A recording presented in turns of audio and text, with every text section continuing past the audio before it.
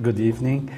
It's a pleasure to spend some time with you on Veda, and we'll leave some time at the end for discussion. This would be if you have questions, and I will introduce also Dr. Neil Patterson. He's one of the great leaders of the international movement, who will present some of the programs that we are doing in relation to this Vedic knowledge and its importance in human development and world peace.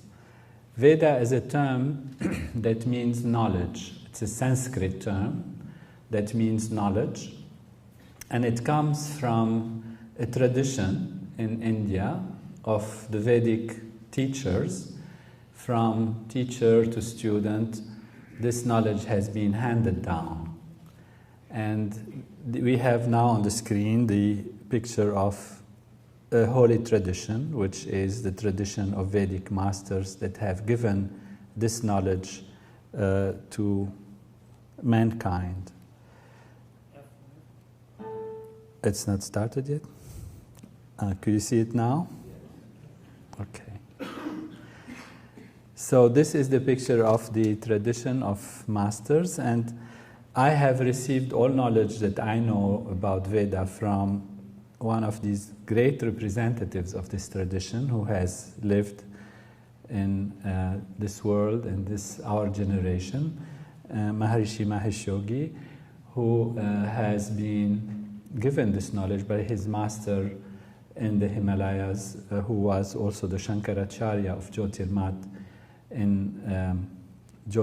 in Himalayas. What is very specifically important and interesting about Maharshi's approach to this understanding of what Veda is that he described Veda as the expression of the laws of nature. Veda is, as we said, a term which means knowledge. This term has been used and interpreted in so many different ways, and the knowledge available in the textbooks of the Vedic literature has been translated and commented upon, and there are many universities that give PhDs on this ancient knowledge.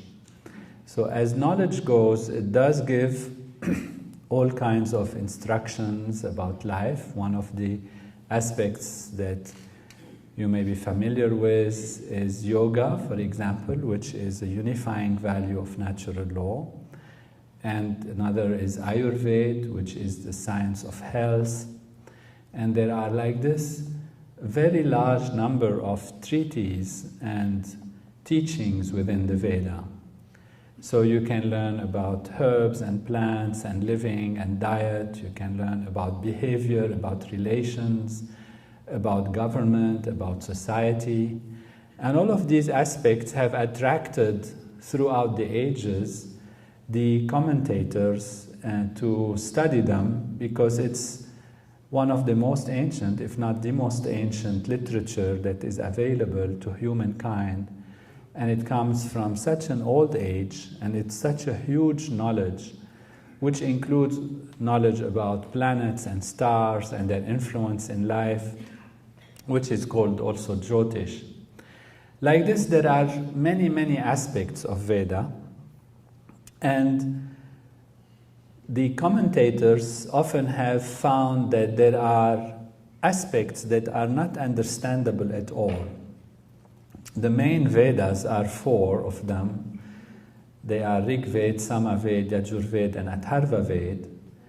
And if you actually take these books and read them, you won't get any kind of knowledge that we would call knowledge of instruction or teaching or what kind of life to live or what to do.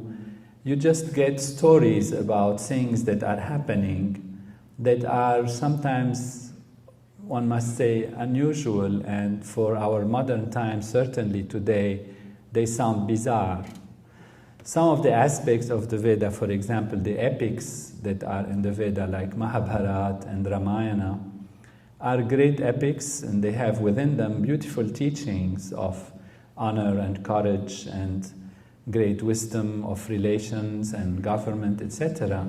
But they also have aspects in them that are incomprehensible in modern day times, such as monkeys flying and, demons with 10 heads and all kinds of things that sound like bizarre things, unusual things. With time, the interpretation of these books and this knowledge has gone to say maybe this is symbolic of something, symbolic of the good values, symbolic of the bad values, and how they interact, and how can you explain 10 heads of this demon. Maybe it's because they have these different personalities, or they are able to survive different kinds of threats, and they kind of come out and come back again, etc. But if we look at the modern Indian culture, and you see the young Indian people who move, let's say, to the US, as many of who are with us here today, it's a challenging thing to convince the young people what this is about. And the reason is not that this knowledge itself is only symbolic, or it trying to explain something in a symbolic way, but it is because actually there is a completely different way of looking of what this knowledge is, and in fact what knowledge is in terms of Veda altogether. And this different way has been brought to light by Maharishi Mahesh Yogi, who has described this great collection of literature and knowledge not in terms of its content, not in terms of its meaning. Maharishi emphasized that we don't even need to translate the Veda, we don't need to study Sanskrit to truly understand the Veda.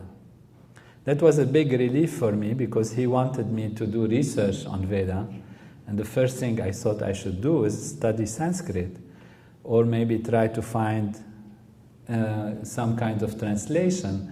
And Maharishi was very usually unhappy with most of the translations that are given, because in Sanskrit every word has so many shades and you can look at it from so many ways that the translation leaves you with an interpretation of the text that is quite intellectual. But Maharishi said something very unusual, and that is that Veda is not to be understood from the perspective of the meaning, but from the perspective of its sound value and the perspective of its structure, how it is structured.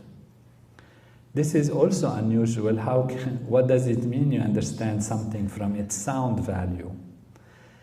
And so when I asked Maharishi what this meant, he said, it's actually, Veda is not something that has been composed intellectually, and that the rishi is a seer, those who have actually cognized the Veda, did not sit there and start to think, what should I write, and then correct it, and then adjust it, and look for grammar, and all of that. He said it's a direct cognition. It's a direct experience. And it's an experience that I like to compare to experience of great musicians, for example, who in the inner self, they hear the music and then they write it out. So the music as if comes from inside. Some of the greatest musicians, even in classical music, Mozart and all these great Beethoven and all of that, they usually would say the music comes from inside, and then they rushed home and started writing it. Of course, sometimes they made corrections, and sometimes there are, of course, composers who just write it like an intellectual composition. But the great musicians, they felt something inside, and then they express it outside. And what did they feel? Where this feeling came from? It came from an inner, deep sense of harmony and connectedness to something very profound within our own consciousness. We'll see how this can be possible as we go along this discussion and understand where this comes from. But the reality is that it's a direct experience. And what Maharishi had said is that this is a direct experience of the laws of nature. This is what Veda is about. Veda is actually more of a direct description of natural law, which means the laws of life, the laws of the universe, the laws of interactions between individuals, the laws of biology and chemistry, the basic laws of life that create the universe and make it as it is. That's what science is trying to understand today. Science, in its analysis of physics or chemistry, biology, is trying to understand what are the laws that define the behavior of a cell in the body or of an organ, or how an atom moves and interacts with other atoms, and there is this magnetic force and electric force, and there are formulae and there are constants, and you write them down, and you know these relationships. These dynamics of relationships is what constructs the entire universe. And these dynamics of relationships are available all within our own human physiology.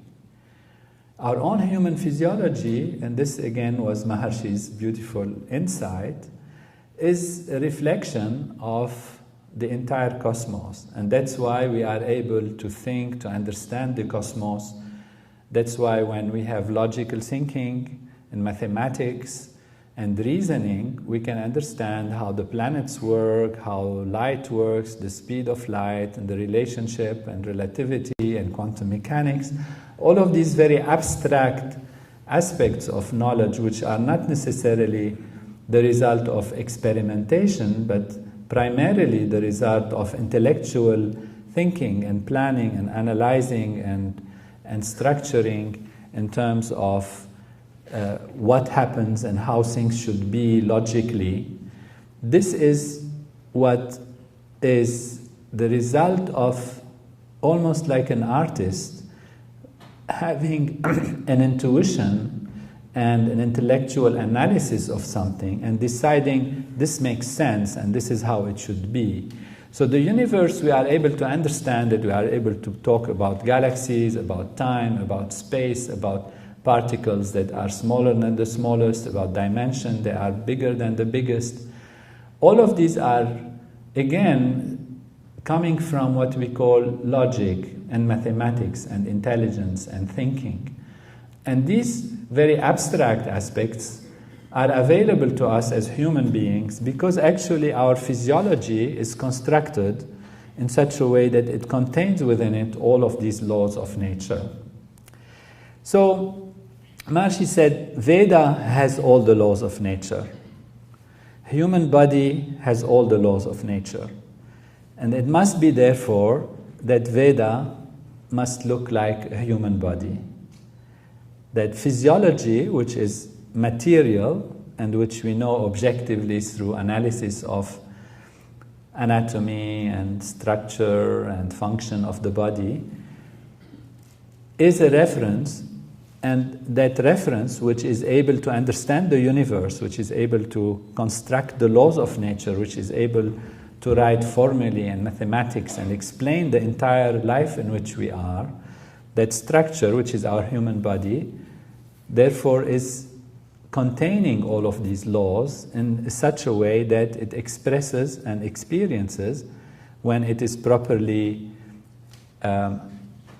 balanced and free from stress and problems, it is able to think the universe and understand it. So it contains all of these laws. At the same time, Veda contains all the laws of nature because Veda is total knowledge. So the proposition was there are two things that contain all the laws of nature. One is physical structure, our human body, and one is literature, that is the Veda. And basically, the challenge was how to show the relationship between these two, if we can find the relationship between these two. And the relationship should not be on the level of intellectual analysis or interpretation, meaning it shouldn't be open to philosophy and interpretation. It should be really very scientific. And to have something scientific about the body, you have to look at its structure, how the structure of the physiology is, and how it functions, what it does. So how the brain works, how these different parts of the human nervous system react with each other, and how they create the results of what we experience and what we do. So the structure and function of the body. But how do you look at the structure and function of a literature? And Maharishi was very simple about it. He said, just look at the structure. What is the structure of a book? If you take the book of yoga, for example, it's a book that is available, and it is Patanjali, who is the one who has cognized this book, this knowledge, and you look at how it is constructed. You find it has, very simply, 4 chapters. This is its structure. It has 4 chapters. And each chapter in yoga has a number of subdivisions. These are called aphorisms or sutras. And so the first chapter has 51, the second one 54, like that. They have a number of sutras. This is what we call the structure of a book. This is a very novel idea in terms of looking at a literature which is supposed to be knowledge. And usually knowledge is something you talk about, you understand, you discuss. It's a philosophy of life, it's an understanding of behavior. And here we're not looking at this at all. We're looking at it completely on the level of its physical structure, of its sounds. And the structure of the sound is defined by silence and sound, silence and sound. It's like when you have a sentence, at the end you have full stop, it's a silence. Between words you have a silence. So you say a word and silence, another word of silence. So how many words are there? How they are built? Actually, the pattern in which these literature is built. So there was a completely novel look at any knowledge, and in this particular case, of course, at Veda. And therefore, my task was to take the Veda and look at it from its structural perspective and from its functional perspective. For example, the book of yoga, as we said, has 4 chapters. That's its structure. What is its function? Yoga means unifying, to put together, to unify. So the unifying value of yoga is its function of yoga. And the structure of this unifying value is simply 4 chapters, and 4, which means 4 divisions, and each division having a number of subdivisions, as we discussed. So this is the basis of the research on Veda and human physiology. And then I went on with years of work, because Veda is so huge. We took just one aspect now, the aspect of yoga. But there are 40 branches of the Vedic literature that Maharishi has clearly defined, and he has organized them in a very proper way. And this was the first book that was producing this research, which showed that all the 40 aspects of the Veda and Vedic literature are available in our human physiology. I took this to a specific aspect of the Veda. One of them is the Ramayana. In this case, the Ramayana is a story of a king, and you maybe are familiar with it, of Ram, how he went to the forest with Sita, and then he had to fight, and then Sita was abducted, and then he had to bring her back, and then went back to the kingdom. It's a long story which has many wonderful aspects of knowledge and courage and inspiration and government and decision-making and administration and relationships between people and jealousy and fear and all kinds of human emotions, all kinds of aspects of life and descriptions of good and bad and relationship, how to uphold all of these values in life is really wonderfully there. But again, I did not look at the Ramayana from these perspectives.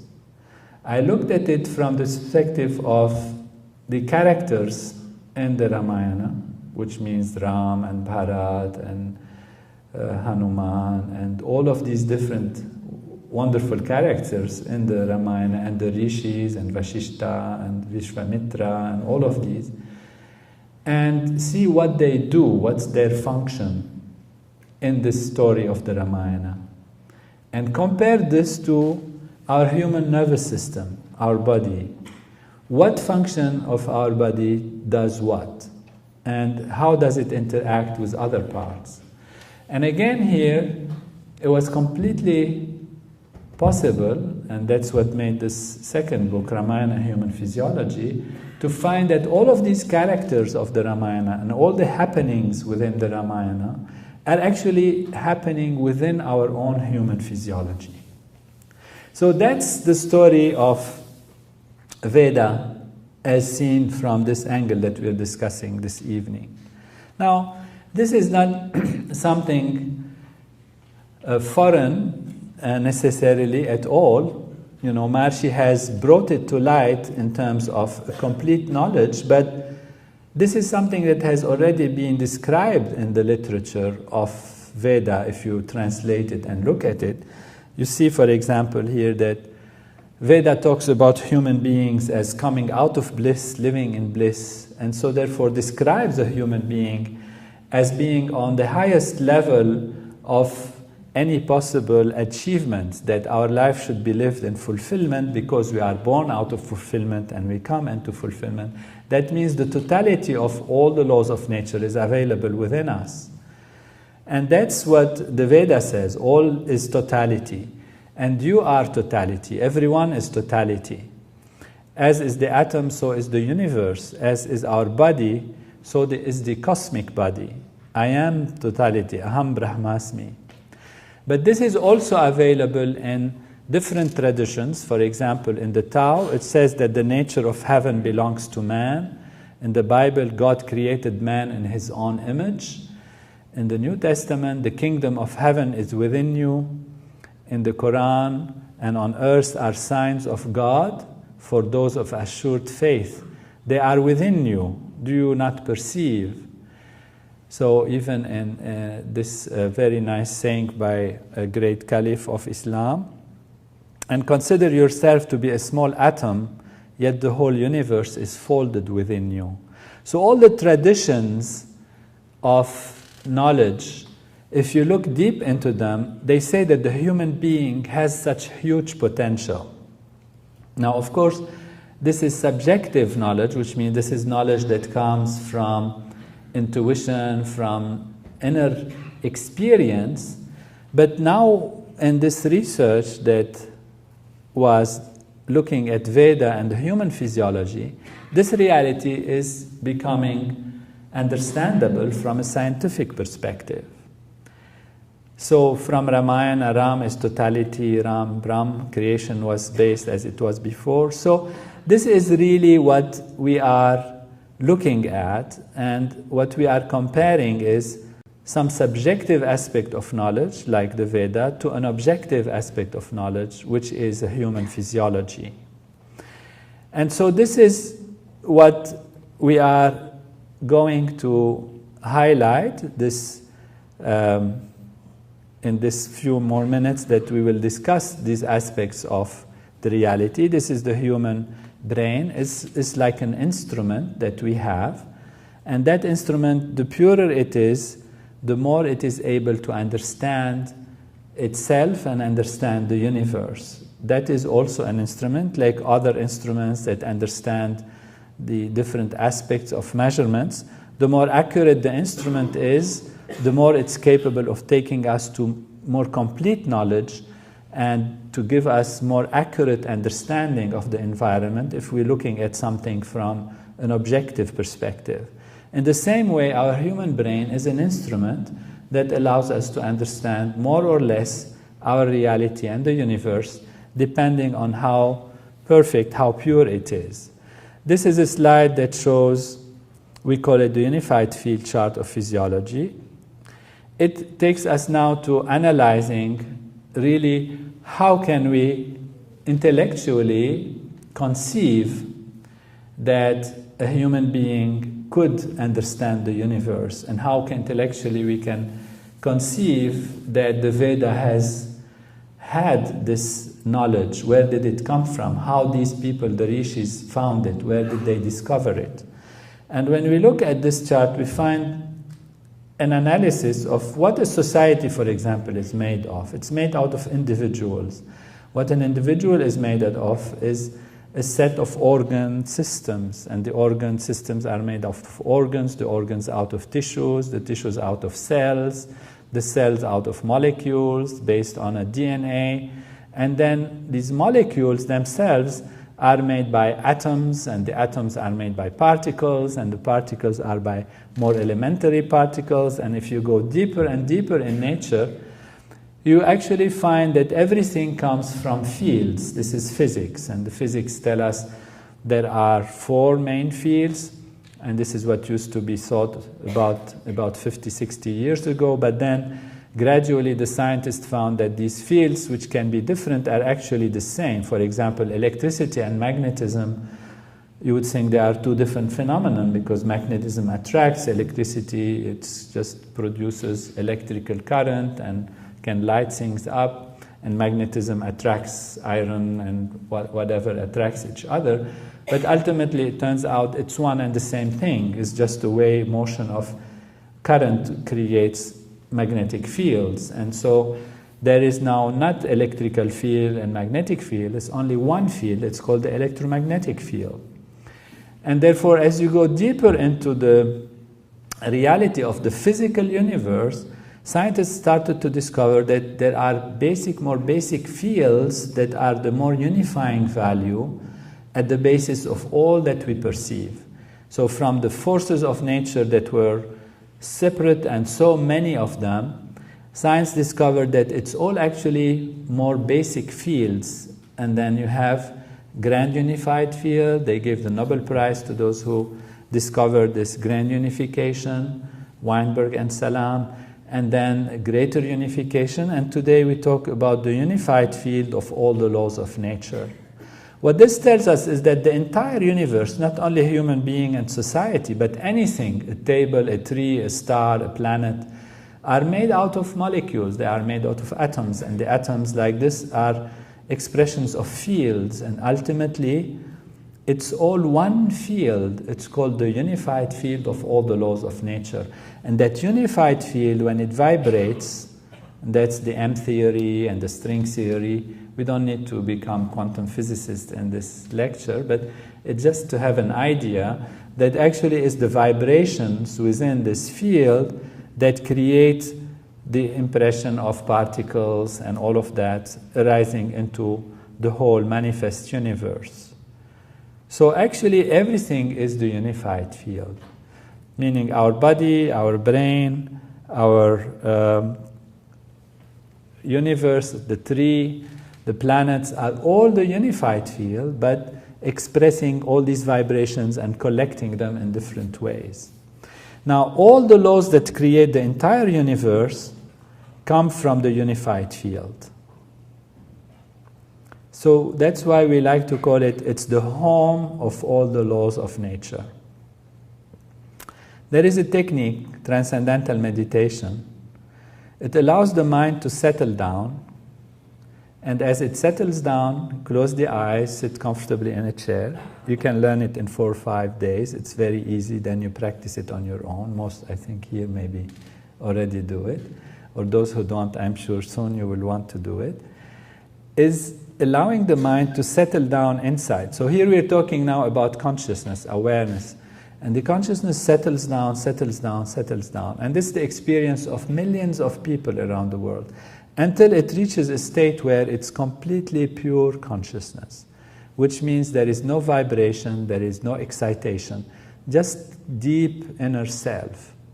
And that experience of what we call transcending is something that is not just on a mind level, that is good for the mind, that is good for consciousness as a very interesting experience, but it shows that the entire physiology gets transformed. The entire physiology gets transformed into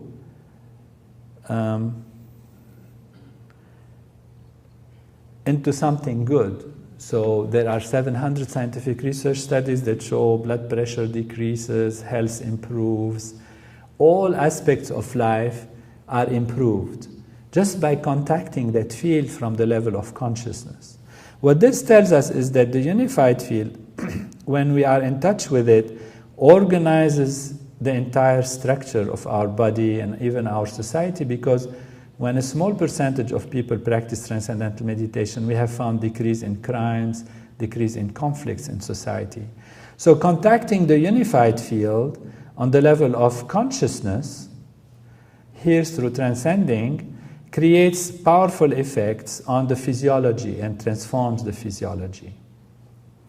So I like to share this with you because it's very important on a personal level to use a technique like this for stress management, but also mostly for creativity and improving all aspects of life. But for the purpose of our discussion this evening, I just want to highlight the fact that the human mind transcending, reaching that deep state of consciousness, that unified field that we see here on the screen, what it does, it allows us to contact the home of all the laws of nature. And the idea is that a musician, we said, who goes inside and feels the music coming from within, is somebody who has kind of very deep inside and contacting some deep level of themselves, and they are alert on that level and they feel the harmony, they feel the music. It's just an example. So they are cognizing it. They are not just inventing it or intellectually composing it like a mathematical composition, but they are experiencing it, and therefore this is how they bring it out and make it a nice melody or a symphony that we enjoy or that's enjoyed throughout the ages for many cultures, because it brings some very profound knowledge of inner reality, and that is why it's soothing music. Now, Veda is the same. Veda is not an intellectual composition. Veda is a direct cognition, but a direct cognition which is much deeper than the music. It's a direct cognition of how the laws of nature in this unified field actually manifest themselves. So Veda is really the laws of nature directly seen, directly experienced. That's why they call those who have cognized the Veda, they call them Rishi, because Rishi means a seer. And the seer, what does the seer do? The seer sees. It doesn't compose, he sees. He is a seer, he sees it. So these seers, what they have seen is the vibrations of natural law. And they have expressed this, what they have seen, in sound form. The vibration is a sound. And so Veda is literally just the vibrations of these sounds, the vibration of these sounds. Now, the vibrations of these sounds have a structure, because as long you have sounds go up and down, you stop, there is silence, and then you start again, another word and a third word and a fourth word. These are just an indications of silence and sound, silence and sound. This is what creates structure. This is what creates structure. What is very interesting is that this structure is really the structure of natural law. And the Veda is 40 aspects of Veda. We have seen one aspect, which is yoga, which is around here. And this yoga is the 4, as we said, chapters, and it has its own divisions. But there are all of these aspects: Rig Veda, Samaveda, Yajurveda, Atharva Veda, Shiksha, Kalpa, Vyakaran, Niruk, Chan, Jyotish. All of these different aspects that have different Sanskrit names, they are part of the Veda. So Maharishi has organized this in a perfect chart like this, and a perfect science. And for each aspect of the Veda, there are two things. There is the function, what does it do? Like we said, yoga is unifying, that's its function. And what is its structure? How it's divided, literally how the books are divided, how many chapters are there. This is interesting because if you remember, I said it doesn't have to depend on interpretation. Because if it's an interpretation and a translation, you can say, okay, you have a commentary and you have your opinion and I have my opinion and it's a philosophy. But the structure is something very fixed. You can say how many fingers I have in my hand, and there are 5.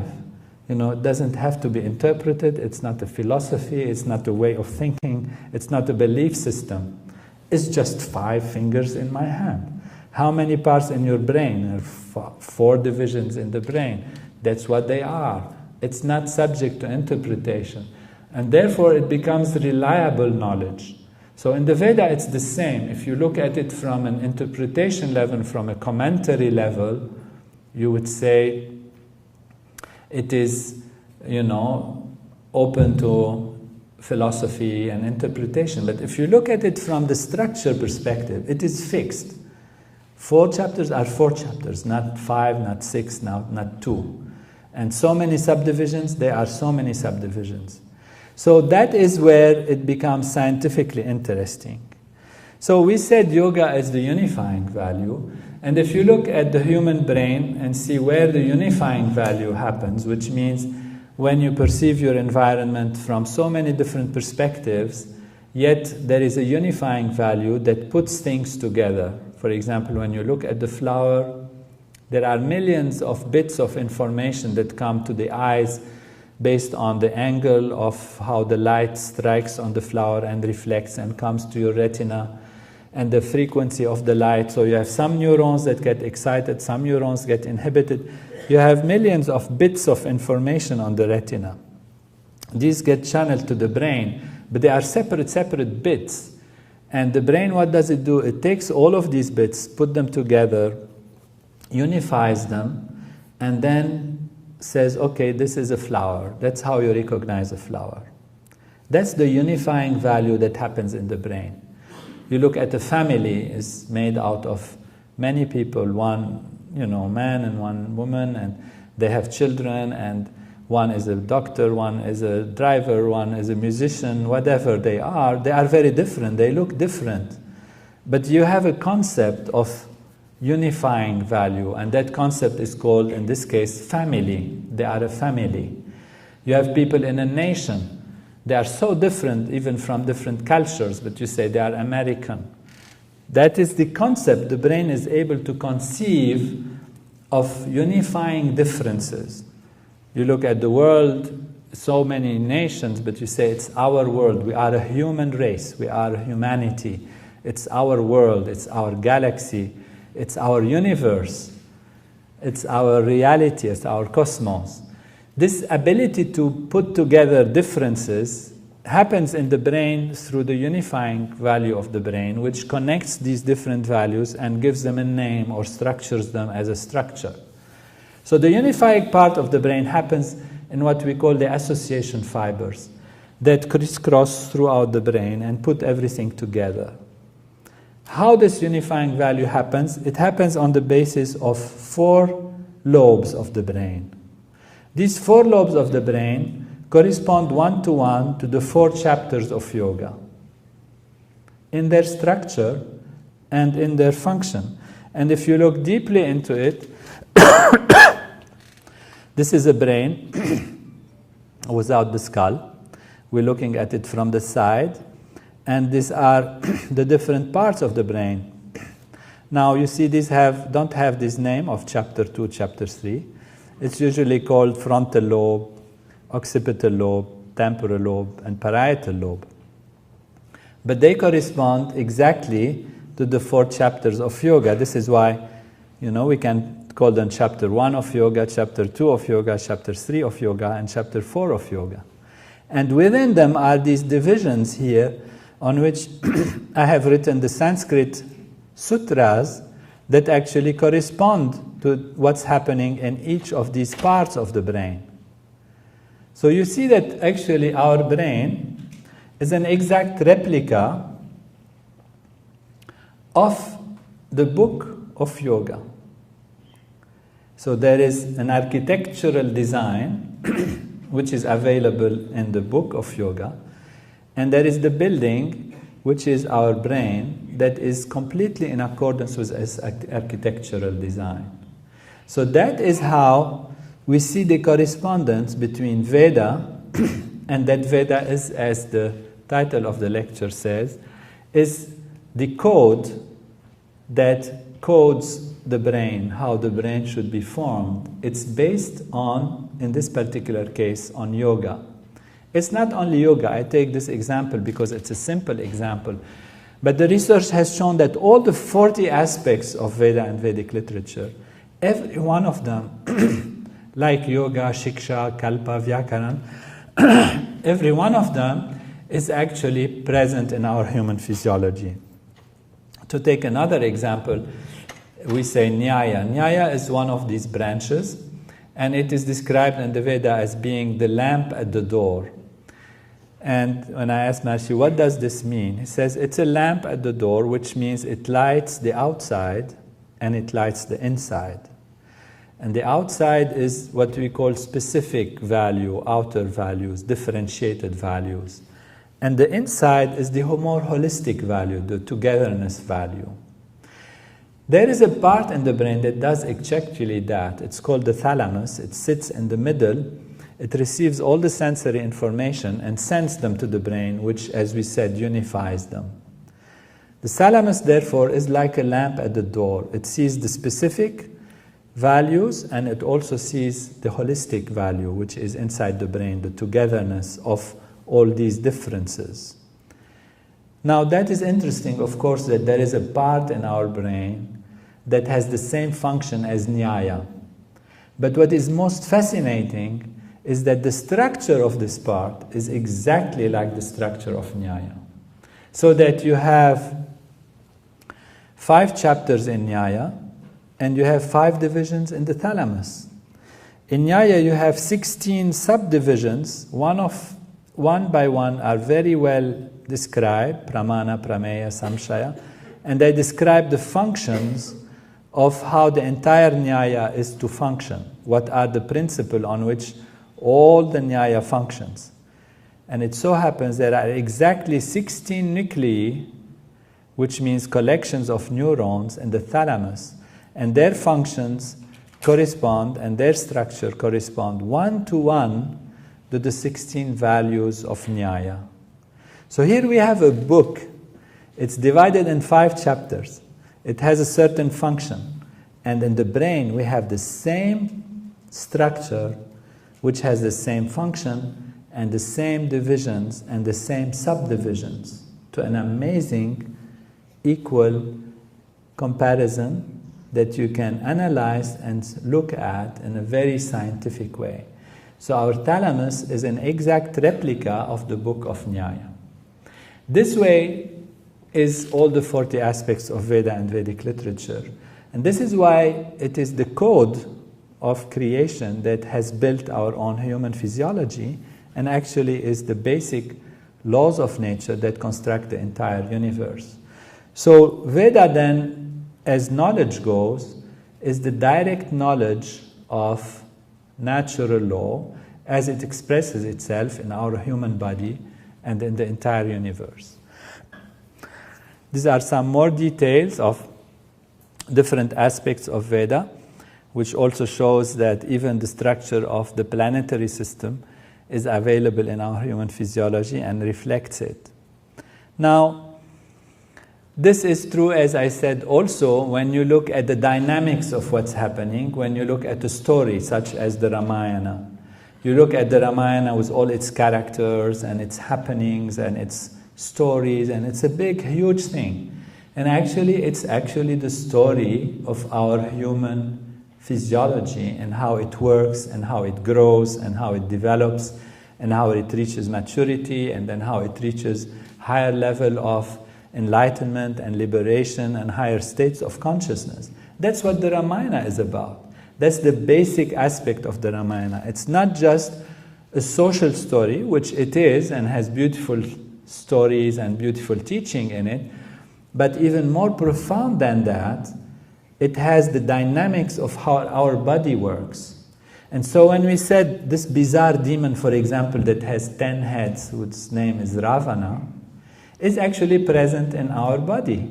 It's our cerebellum, and it has 10 lobes and 10 divisions, and it has within it different nuclei and collections of neurons, which correspond exactly to the brothers of Ravana, and the sister of Ravana, and this and that.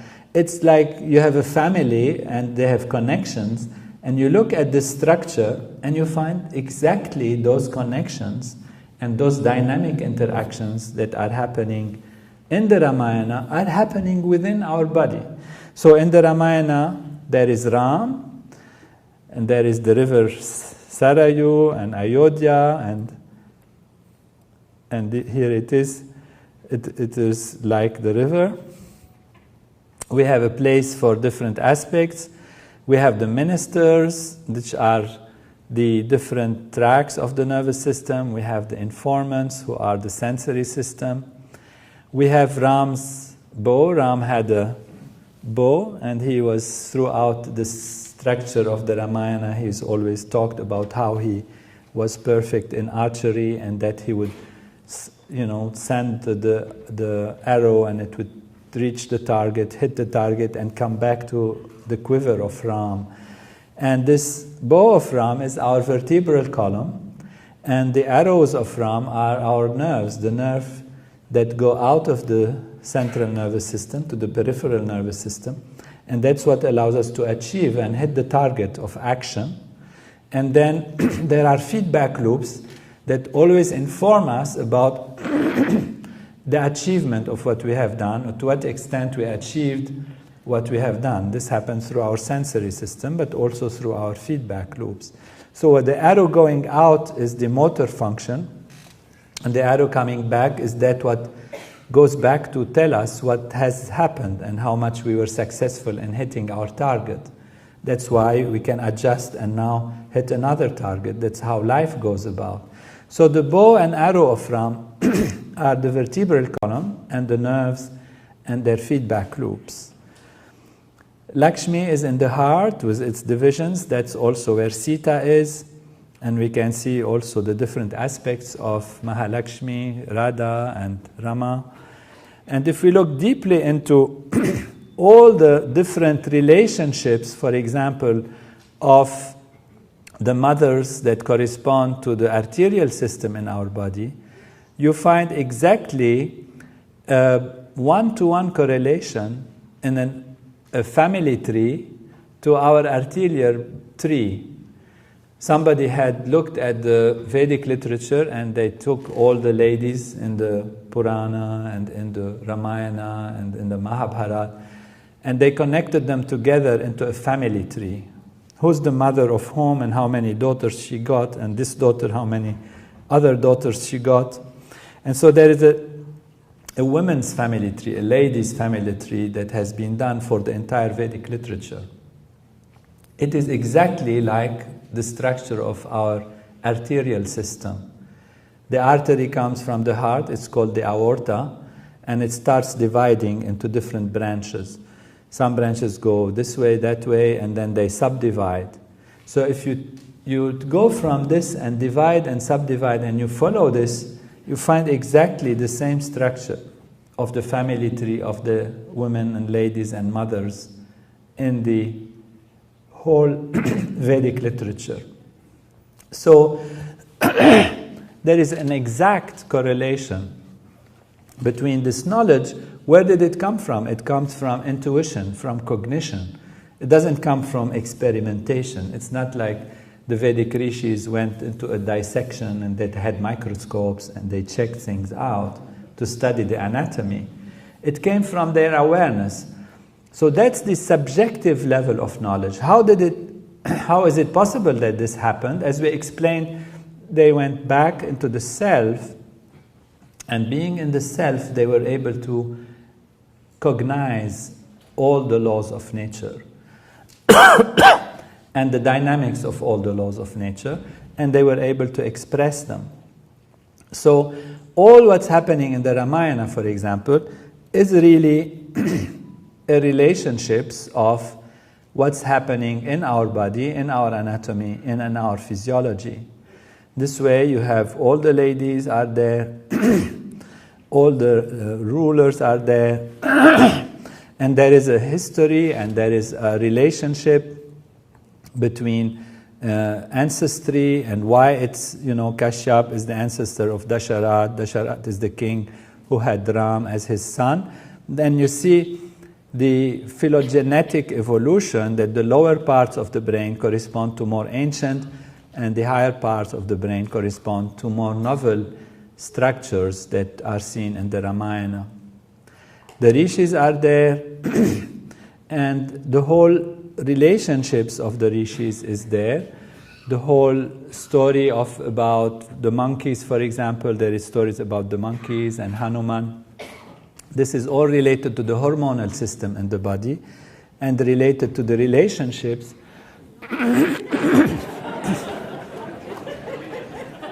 it's gonna pile up. And so before all of you come with it, I'm gonna use that.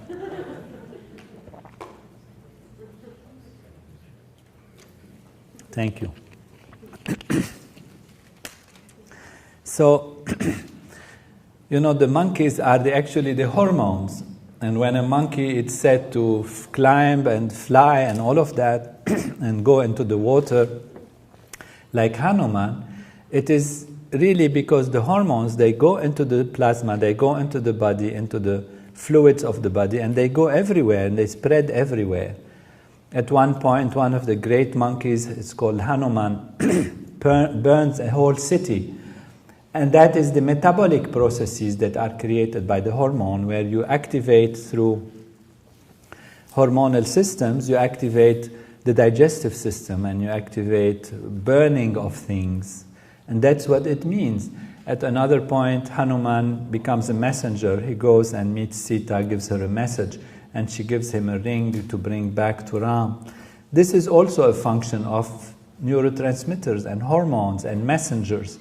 Actually, in the body, they go and sit on a receptor and they report, they bring actually message from one cell to another, from one part of the brain to another.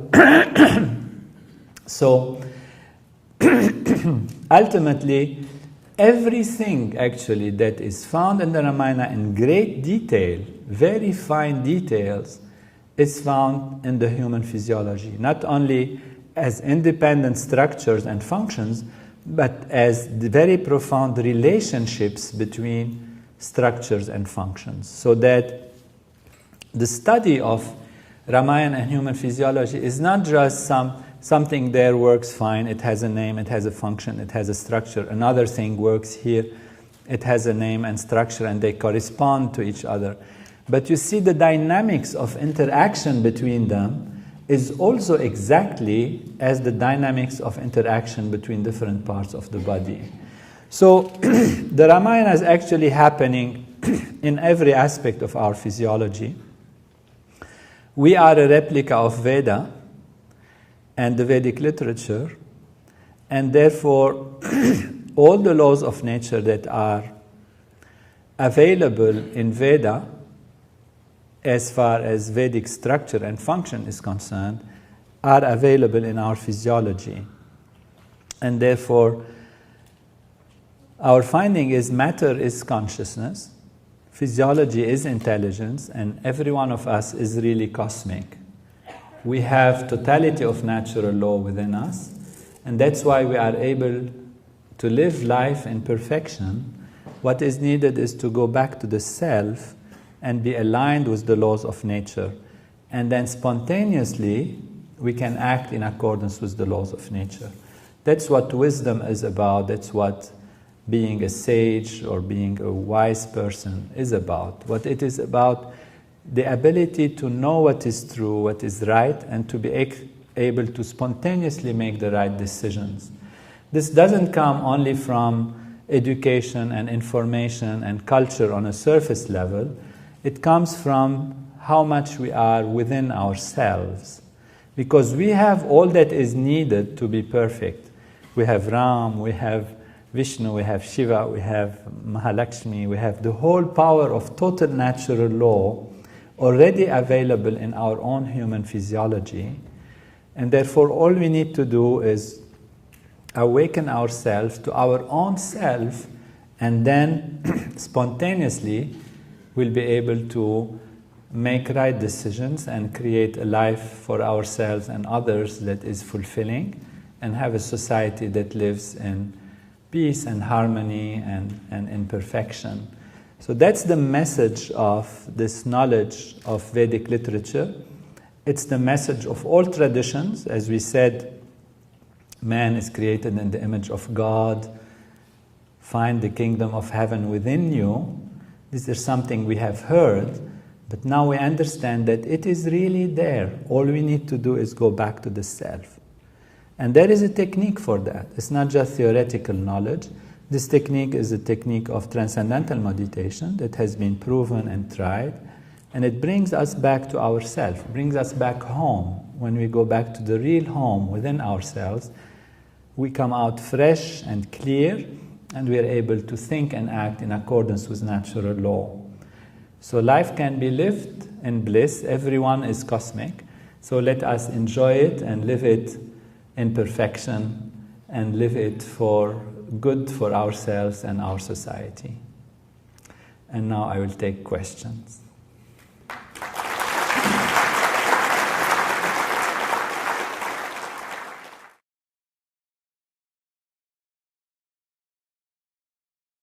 The question is about the sound Om and how it relates to its manifestation as the Sri Yantra and as the whole universe.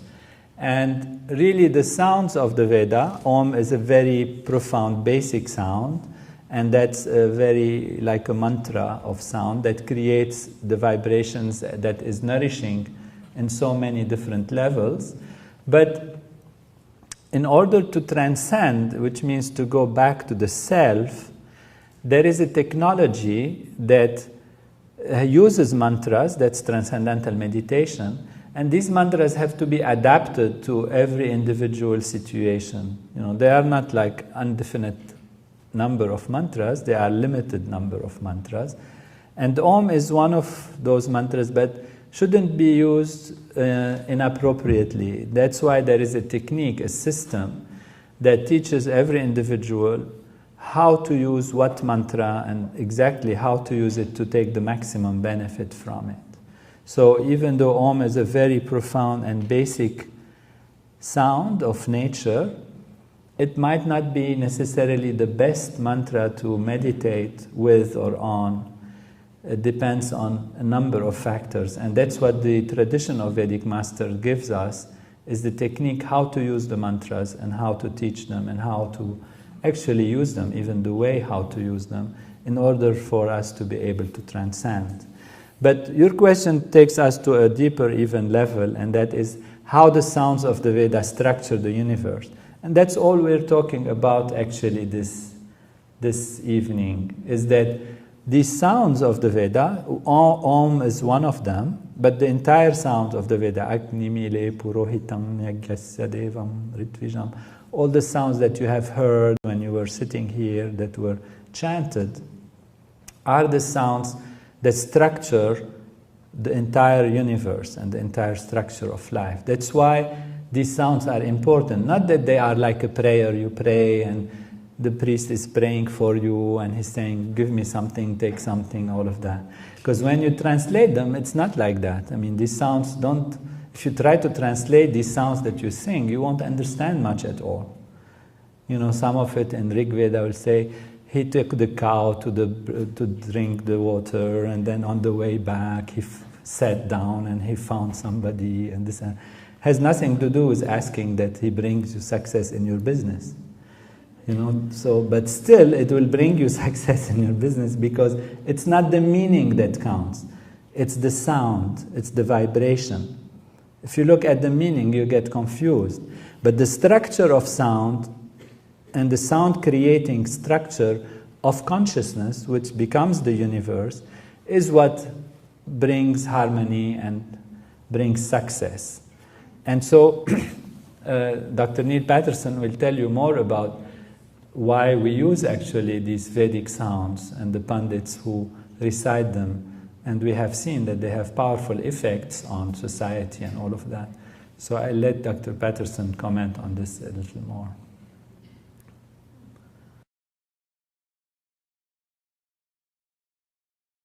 Very good question. What we consider is that consciousness is the unified field.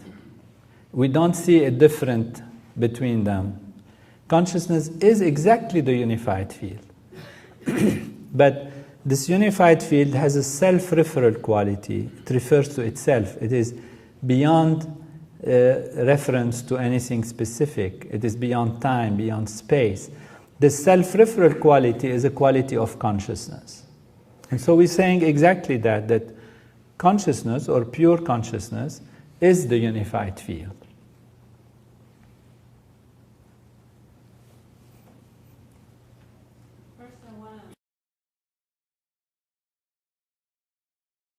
Yes, these emotions are actually dynamics of physiological functioning that take place, during the process of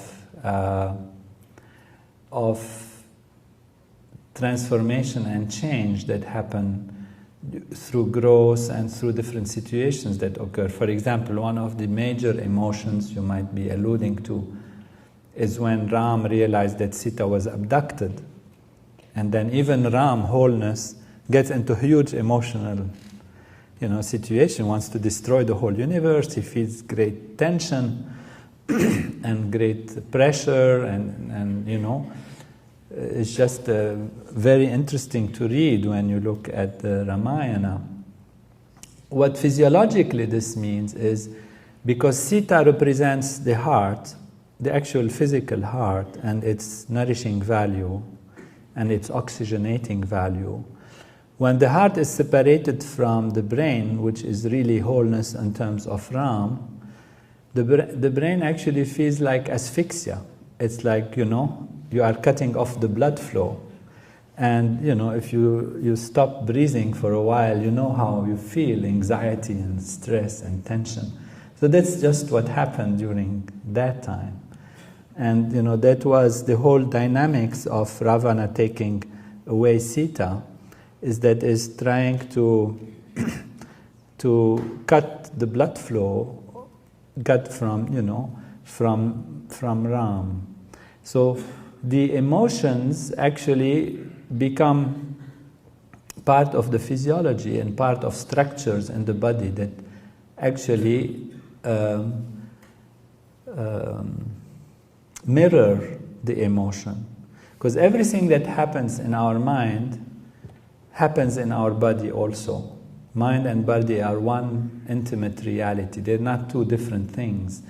It's just one way of expressing something is on the level of awareness. Another way is to look at it in a physiological way. For every thought we have, there is some biochemical or electrical change that happens in our brain. And for every transformation in our brain, there is either an emotion or a thought or a feeling or something subconscious, unconscious that happens. And therefore, we do not differentiate anymore mind and body. They are one continuum. And mind going through emotions means body going through transformations. Means also these parts of the Ramayana being played out in one way or the other.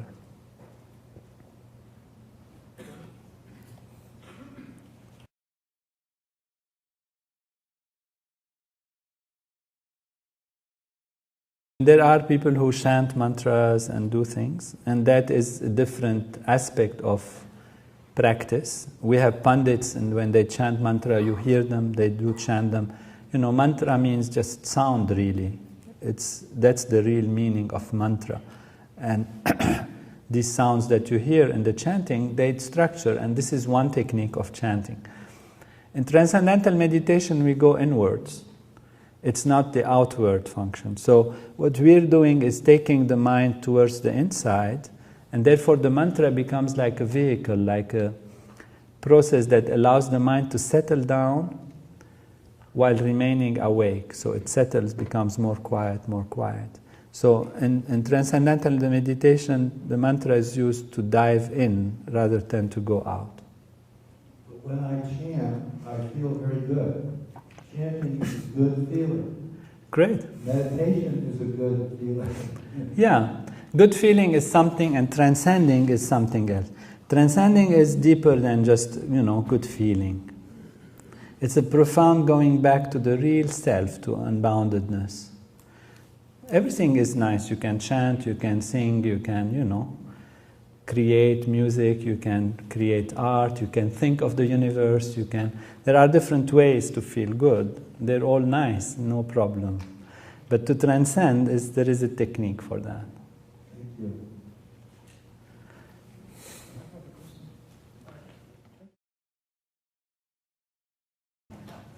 Evil is action not in accordance with the laws of nature. So you have laws of nature that construct the universe, and then you have freedom to act against them. So any action which is not in accordance with the laws of nature, you can say it's evil. And that can take any kind of dimension, of course, with evil being some simple thing. You ate some chocolate is evil. I like chocolate as well. But don't abuse of it, okay. But you kill somebody, that's also evil. So this whole range is a range of choice that we can always choose. And that freedom of human being is part of the ability to evolve and have that nervous system that can understand the entire universe. It's built in within it the necessity to have freedom. But freedom, you can use it also in the wrong way. And when you use it in the wrong way, you reap the consequences of your action. You think you are able to violate the laws of nature, only to find out that you are getting the consequence of that. That's the whole story about karma and all of these things. So why evil emerges, why not everybody acts in accordance with the laws of nature, is because there is choice. And you can choose anything you want. Now, sometimes the dynamics of evil are seen in one way as evil, and in another way they might be producing something as a result of karma which corrects something else. So it is evil for this, but it is good for that. The chocolate is delicious. It might give you a few grams more in your body, but you enjoyed it, you had bliss from it. But if you have allergy to it, you have to be careful. So, there are things that you have people who, do something and it has an effect why they do it. If it's negative, it produces negative results. We should avoid to do something that is negative or against the laws of nature. And the ability to act in accordance with the laws of nature is not only an intellectual thing, but it's an existential consciousness value, really. How many doctors, they tell people, they used to now with the whole propaganda, less and less people smoke, but it used to be, like my teacher when I was at medical school, my teacher of pulmonology, the study of the lungs and the breathing system, he was explaining to us the terrible effects of smoking.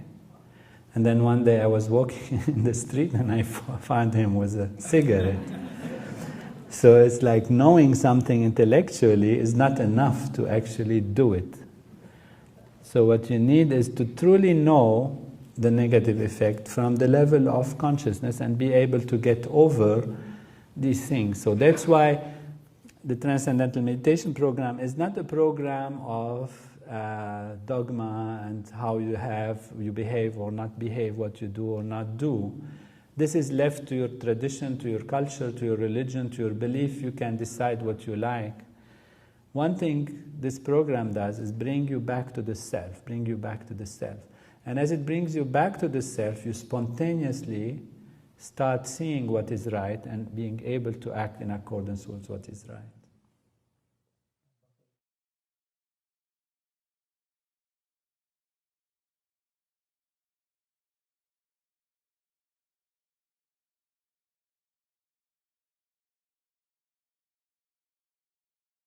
I won't pretend I was a rishi witnessing. It took a while to find something, because it's just unimaginable at the beginning. Where do you start?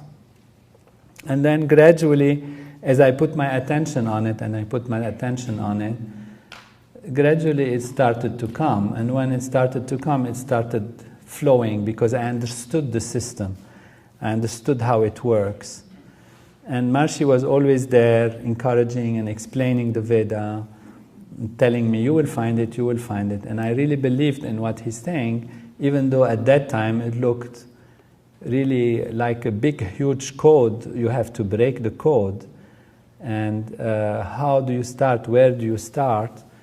And gradually, as I listened to Maharishi describing the Veda and what the Veda is and how the Veda works, etc., I started to relax and start to listen to him like a scientist who was listening to an anatomy and physiology lecture and translating his words into structures. Because I knew the physiology so well, having spent, the good part of my life at that time studying medicine and brain structure and function and all of that at MIT and Harvard and medical school and all of that, it was really lively in my awareness what different parts do and how they move with each other. And when I started to translate Maharishi's words into physiology, it started to come. That's how it worked. Ultimately, I give credit to Maharishi and to nature itself, There is a saying in the Veda that this is how Maharishi explained it to me, and he said, Yo jagaratam richa kamayante. He who is awake, the richa seek him out. So, and he said, remain alert on this, and then it will come to you as if. So I think it's a work of nature, and I was an instrument in it, but I don't want to pretend to have cognized something. It was an intellectual work, but was guided by constant attention on this, and then allowing this to come, and it just kind of came.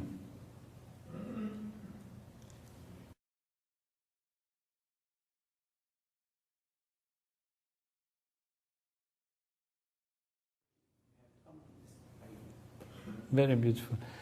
The question is about how all of a sudden this knowledge came about, and Maharishi brought it up, and this discovery came about, whereas for thousands of years, maybe hundreds and thousands of years, it was maybe understood differently. In fact, maybe it was at some time completely understood like this, and that's why the Veda says, Aham Brahmasmi Sarvam Kalvidam Brahm, I am totality, everything is totality, you are that, everything is that, you are the laws of nature. Veda is the root of all knowledge, Veda is the root of all laws, and all of that. So it is actually said, but people didn't know how to think about it. And then, as you know, there is time and cycles of time. There is Treta Yuga, Sat Yuga, and all of this. So the cycles of time take from knowledge to ignorance, and sometimes the knowledge comes, and sometimes it's hidden, and sometimes it's lost. And so this is one aspect that contributed to this. The other aspect is that science has advanced so much that it now understands the human physiology also. And therefore, about 200 or 300 years ago, we didn't know how the brain works. We had absolutely no idea. People didn't know whether you feel this thing in your finger or it goes somewhere in the brain. There was no idea about nerves and conduction. So it was very primitive in modern Western knowledge about how much we understand the physiology. It's only in the past, actually 30, 40 years that we are discovering real details about the brain functioning and localization of function in a very precise way. It's something very new.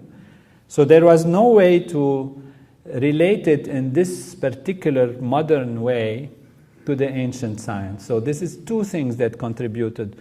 One is the quality of time. And Maharishi also says that it's because there are so many people who are meditating in the world, and world consciousness is now improving, and there is greater awareness of the environment, of life, of things, how they are and how they should be, that this awareness and this rising consciousness lifts the clouds of ignorance and starts to bring this knowledge back together. And that's why we are talking about a life that can be better for everyone, and we have the technology for it, and we have the science that has shown that it's there. At one point, Maharishi said, through the window of science, we see the age of enlightenment, because he knew that science will explain and will be able to corroborate this knowledge. As you see, in the traditions now, the young Indian people, particularly those who move to the West, are getting away from the tradition. They don't want to talk about Ravana and the demon, and they don't want to be challenged. What is this Hanuman that flies, and it's a monkey, half a man? And they're getting away from it. And that's really the time when nature comes and says, no, this is real knowledge. So it's all a work of natural law, and we are all instruments in it, but it's a beautiful, participation in this nature's evolution and nature's cycles and awakening and like that. And so these cycles, and this cycle we are in now, there is a lot of knowledge. This knowledge is very physical, which is objective knowledge from the physical sciences and biology and all of that, has advanced very much. And at the same time comes to the rescue the total knowledge from the Veda and Vedic literature and these technologies that actually show us that subjectivity and objectivity ultimately are the same. That ultimate subjectivity, which is the ultimate going back to the self, going back inside, is also ultimate objectivity, which is the ability to understand the objects, the quality of structure and function of the nervous system and of the universe from a physical perspective. And this coming together really ushers in a time which can be really very beautiful. And that's why we feel full of hope that even the Ramayana stories about Ram Raj and life on earth, which is free from suffering and all of this, is going to be a reality. We are very optimistic.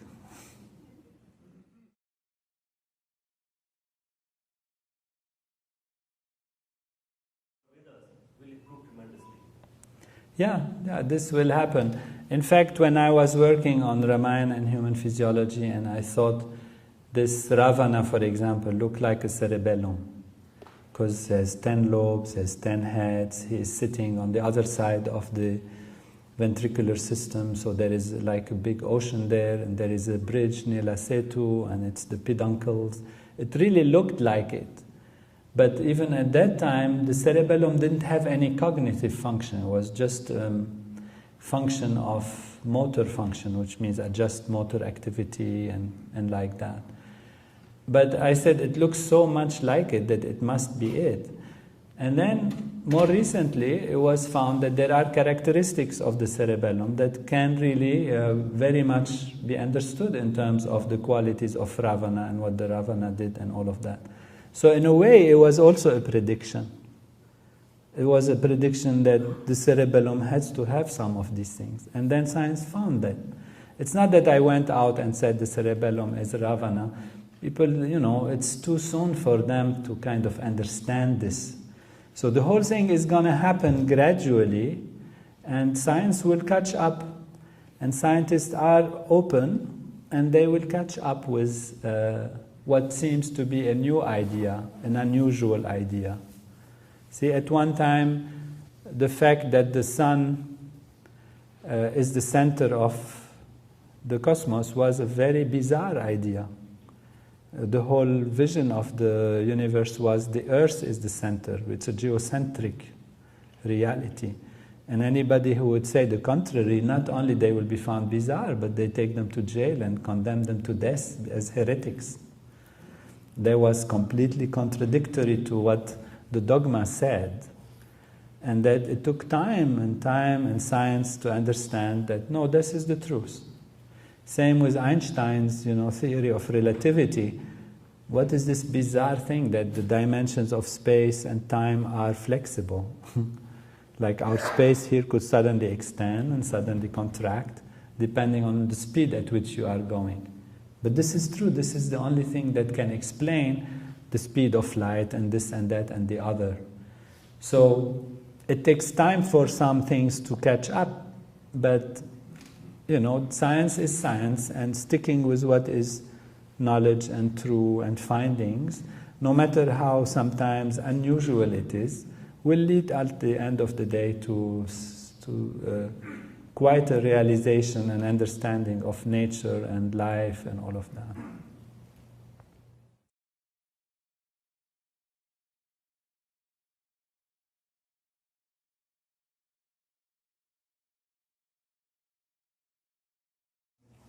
Yeah, beautiful, beautiful. And in fact, we use even these sounds for healing. We have what we call Vedic vibration technology. And these sounds, because they correspond to different parts of the body, if there is somewhere an imbalance, we have found that these sounds, when they are used, they create balance back, because they are the basis of how the physiology works. So there is no question that they have an effect. They have the effect on your body, they have an effect on specific parts of the body. They have an effect on connecting you to the outside and to the inside, and connecting this, it's like a glue of the universe, connecting things together. So this is a very good point.